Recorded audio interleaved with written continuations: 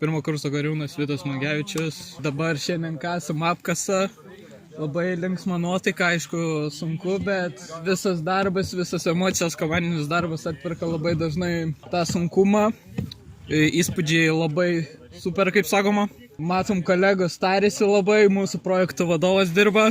Stengiamės įtaikyti tam tikras kitų institucijų rutinas, kad palengvinti šį darbą. Aišku, čia nėra lengva, bet manau, kad karo akademijoje mes šitą ir išmokstam, kad tam, kad sukurti apkasus tokius dalykus, reikia kartais perlipti per save, padaryti kažką sunkaus, kad įvykdyti savo tikslus. Tikėjausi, kad bus šiek tiek lengviau, bet nėra taip sunku, realiai kaip galvojau, bet tikėjausi, kad čiučiut bus didesni apkasai, bet kaip pamatėm, kad papačia vanduo, tai galim šiek tiek pakeisti savo planus, bet iš esmės kaip ir nieko daug nesiskiria mano, kaip sakant, expectationai nuo mūsų dabarties. Nežinau, rimties, ištvermės, ramybės ir kantrybės, nes labai dažnai noras namo nugali kai kurios motyvacijos klausimus.